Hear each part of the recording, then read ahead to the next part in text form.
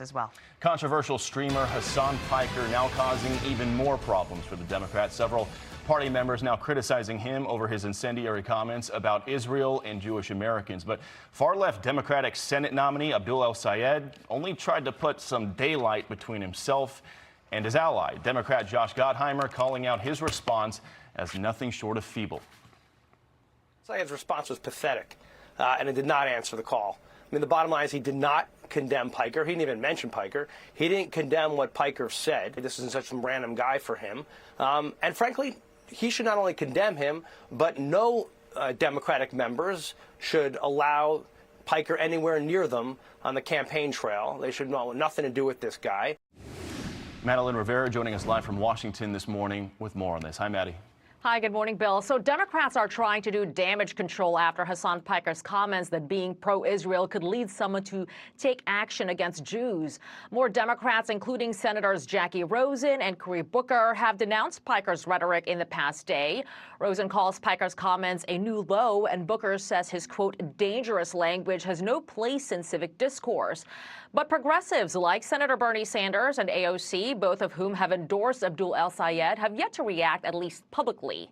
El-Sayed has tried to put some distance between himself and some of Piker's comments. The Michigan Senate candidate, though, has also talked about wanting to reach Piker's listeners, and he has not ruled out the possibility of appearing again with Piker. I'm less concerned now with who I'm campaigning with, a lot more concerned about who I'm campaigning to. We got a lot of work to do. That is an issue for Michigan Democrat Congresswoman Hillary Scholten. Her refusal to support El-Sayed so far underscores his problems trying to unite the Democratic Party. I have not endorsed him yet, and I think, as I made pretty clear, a lot of it has to do with past associations with Hasan Piker. And this post from former Obama administration official Ben Rhodes highlights the wider divide among Dems on the topic of Israel.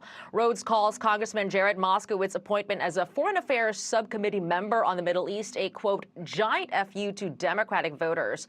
Moskowitz is a strong Israel advocate, and the debate could have a huge impact in the midterms. Jewish voters, for instance, make up about 1% of the electorate in Michigan.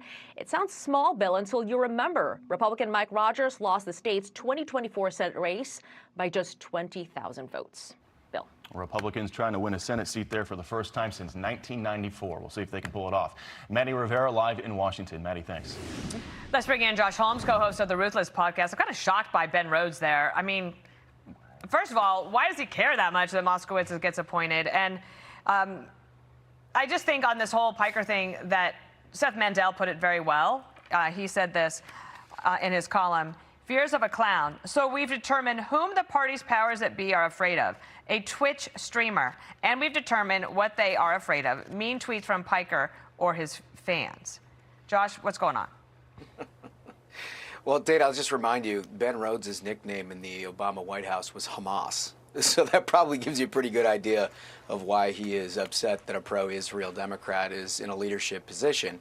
But look, they got a big problem. We must be getting pretty darn close to a general election here, because all of a sudden people want to talk about Hasan Piker and begin to distance themselves. I mean, they were quiet as church mice through the primary season when this guy was appearing alongside all of their candidates and promoting all of this sort of DSA socialist uprising that fueled huge Democratic turnout throughout the primaries. But now they're, look, all this is about is figuring out that they have a pretty good environment, a midterm where they should have a pretty good case to make to the American people, but they've sabotaged themselves one step after another with these candidates who align themselves with people like Hasan Piker, and then now they want to get out from underneath that just 60 days before an election. And Josh, our colleague Jonathan Turley wrote a column on all this. He says in part, quote, from Piker to the DSA, establishment figures continue to delude themselves that they can control the mob, which will turn on their enemies while sparing themselves. History does not work that way. Josh, Democrats keep making these comments that they're a big tent party and everybody's welcome in that tent, including the DSA. But the DSA folks have been on record multiple times. They want to burn down that tent.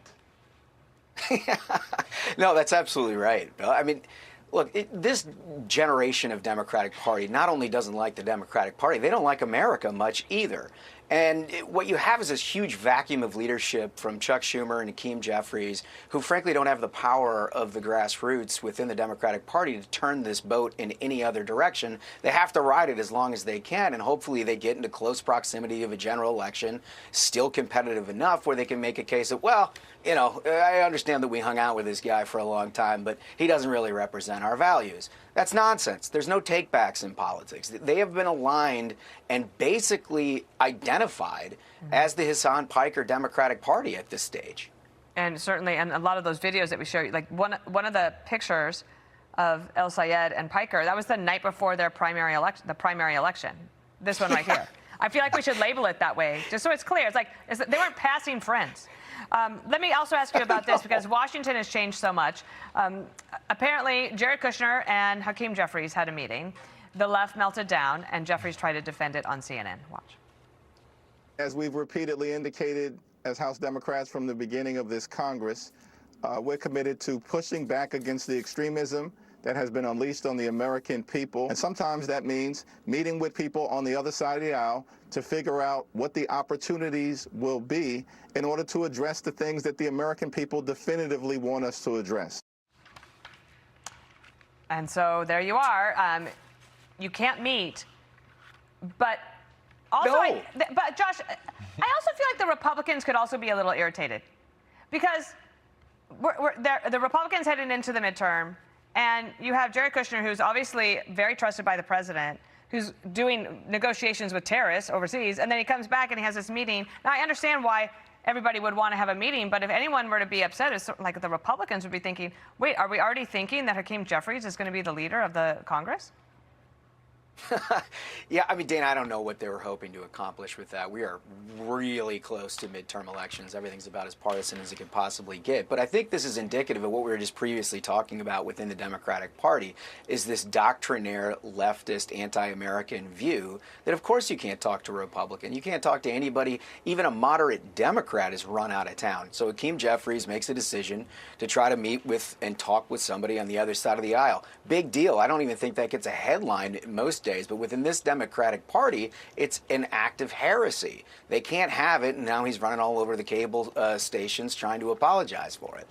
We didn't even show you the Hakeem Jeffries video in the big green hat, but I'm sure it'll make its way onto TV again today. Josh Holmes, thank you so much. Be sure to like and subscribe for all the Fox News latest on YouTube, and catch full shows streaming now on Fox One.